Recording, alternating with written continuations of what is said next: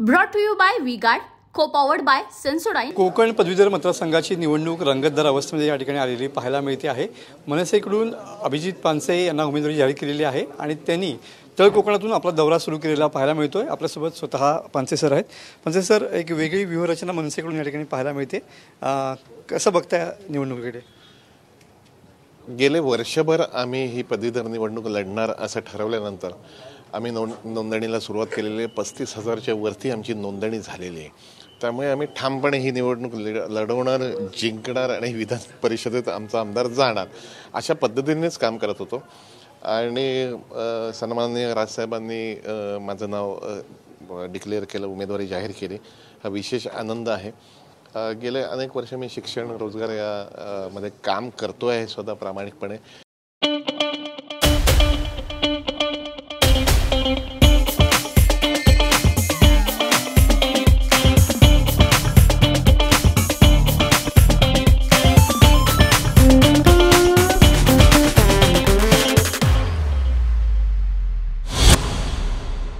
त्यामुळे विजयाची खात्री आहे मला।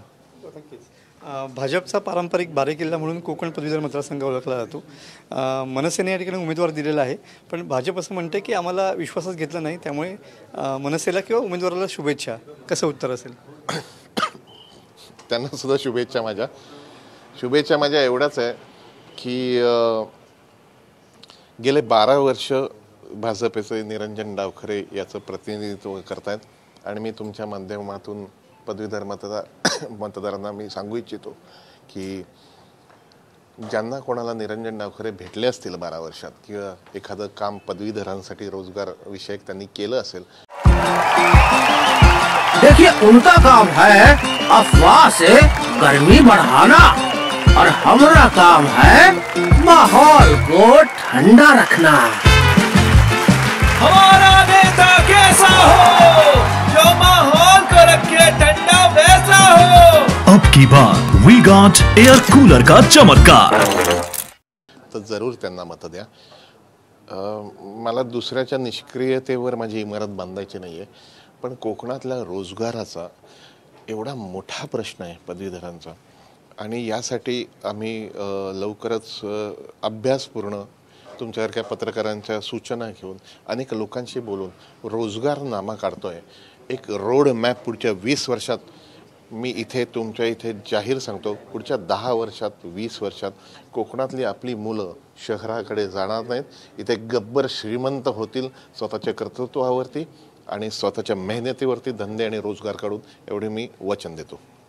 राजकीय दृष्ट्या बघितलं तर भाजपला या ठिकाणी पाठिंबा दिला होता लोकसभेमध्ये, त्याच अनुषंगानं मैत्रीपूर्ण लढत पुढे ठेवण्यासाठी तुम्हाला पाठिंबा भाजपने द्यावा का? नाही, हा त्यांचा पक्षांतर्गत प्रश्न आहे आणि मला असं वाटतं की ते वरिष्ठ पातळीवरचं आहे, मी सामान्य कार्यकर्ता आहे, त्यामुळे ते वरिष्ठ पातळीवर काय निर्णय घेतील मला कल्पना नाही। झिंझिण्यांपासून त्वरित आराम मिळवा सेन्सोडाइन रॅपिड रिलीफ बरोबर। पण महाराष्ट्र नवनिर्माण सेना म्हणून आणि या पदवीधरांच्या एक भविष्याचं एक रोडमॅप घेऊन, एक विजन घेऊन आमचा रोजगारनामा लवकरच येईल आणि त्यात आम्ही अतिशय प्रामाणिकपणे काम करणार आहोत किंवा करत आलेलो आहोत। असं काही निवडणूक लागली म्हणून आज करतोय असं नाही।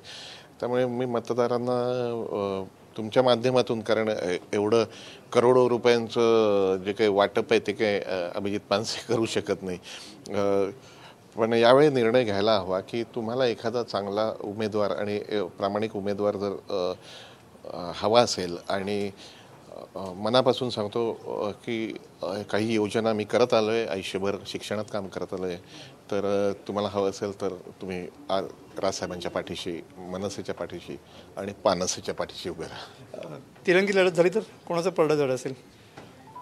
तिरंगी लढत होईल असं मला आता वाटतं आहे की भाजप उमेदवार त्यांचं पारंपरिक म्हणजे ते आमदार आहेत म्हणून, आणि महाविकास आघाडीकडून पण काँग्रेसमधून कोणी उभं राहील असं एक वाटतंय की शिवसेना, मला कल्पना नाही, पण होऊ देत ना तिरंगी लढत। लोकशाही आहे, जास्तीत जास्त लोकांनी निवडणूक लढवल्या पाहिजेत। त्या चांगल्या उमेदवार पदवीधर आहेत, ते काही एखाद्या पक्षाच्या बांधील नाही आहेत, एका संस्थेशी बांधील नाही आहेत, त्यांनी नीट विचारपूर्वक निर्णय घ्यावा आणि मतदान करावं। नक्कीच या ठिकाणी आपला विजय नक्की होईल असं मत या ठिकाणी पानसे सरांनी व्यक्त केलेलं पाहायला मिळत आहे. कॅमेरामन समित गजनेसह मी Manoj Lele, TV9 Marathi, Ratnagiri. Brought to you by V Guard, co powered by Sensodyne.